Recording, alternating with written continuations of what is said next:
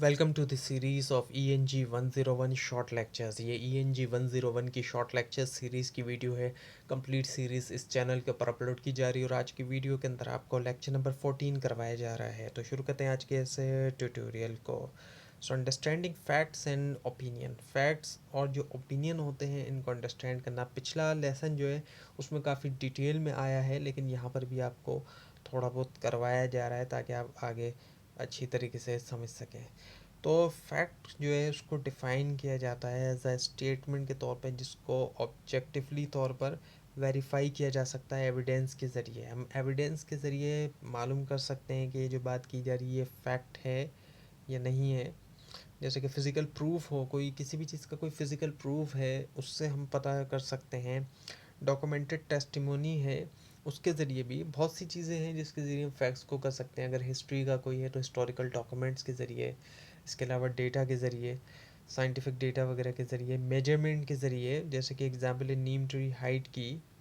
So statement जो है नीम tree height का उसको कंफर्म किया जा सकता है डायरेक्ट फिजिकल मेजरमेंट, सो मेजरमेंट के ज़रिए। और इसके अलावा हिस्टोरिकल म्यूज़ियम अगर हम देखें, सो हिस्टोरिकल म्यूज़ियम के ज़रिए हम जो है बहुत से हिस्टोरिकल रिकॉर्ड्स को भी वेरीफाई कर सकते हैं। और स्पोर्ट अचीवमेंट अगर हम देखें, जैसे कि पाकिस्तान की 1992 के वर्ल्ड कप की जो विक्ट्री है, ये स्पोर्ट रिकॉर्ड्स के ज़रिए इसको हम वेरीफाई कर सकते हैं कि पाकिस्तान ने जो है वो 1992 में वर्ल्ड कप जो है वो जीता और उसमें कौन से प्लेयर की क्या परफॉर्मेंस रही, इसको हम स्पोर्ट रिकॉर्ड्स के ज़रिए हम वेरीफाई कर सकते हैं। तो ये फैक्ट्स हैं। अब ओपिनियन की अगर हम बात करें, ओपिनियन जो है वो क्या है, स्टेटमेंट होता है एक ऐसा जो कि रिफ्लेक्ट करता है पर्सनल बिलीव्स, लोगों के अपने जो पर्सनल बिलीव्स हैं, उनके अपने पर्सनल अकायद जो हैं।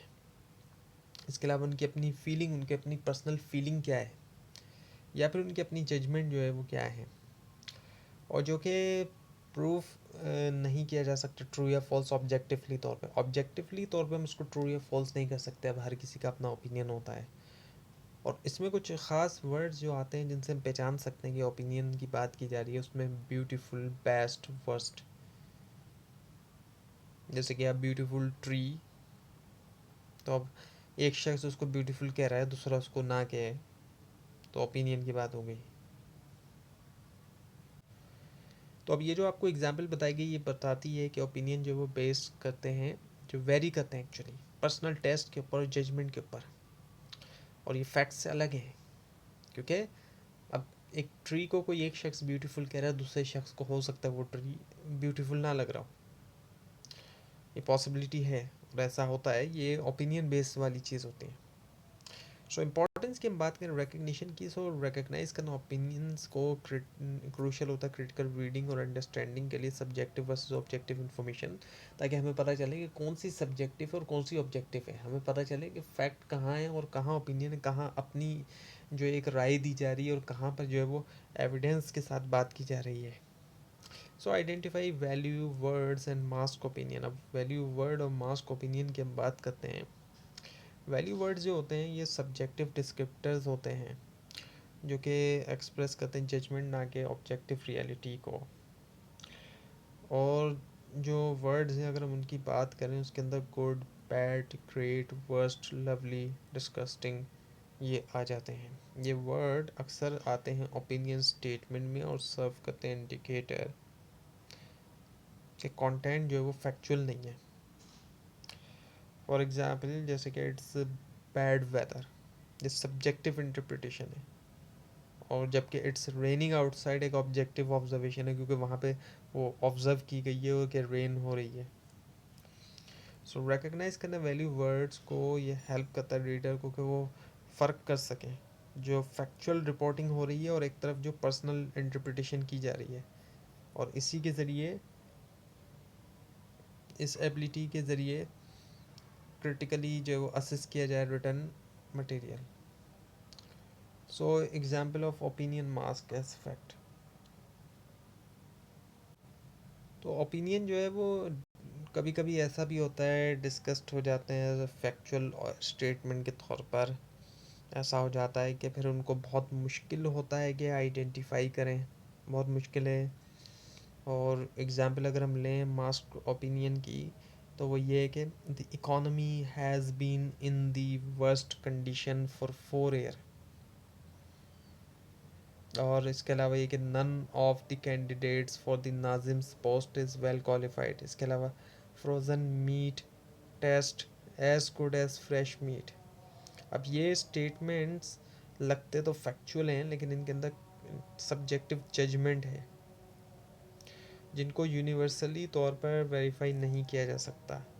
और फ्रेज जैसे कि इनफैक्ट हो गए या फिर ट्रुथ ऑफ द मैटर हो गए, ये ऐड करते हैं फॉल्स सेंस जो है ऑब्जेक्टिविटी का ओपिनियन के अंदर। और उससे जो है वो क्या होता है कि मिसलीड होते हैं रीडर। तो अंडरस्टैंड करना इन टैक्टिक्स को एसेंशियल होता है वैल्यूएट करने में क्रेडिबिलिटी और जो इंटेंट होती है रिटर्न कंटेंट के पीछे। तो अब इसके जो एक्सरसाइज की हम बात करें फैक्ट और ओपिनियन रिकग्निशन के हवाले से, तो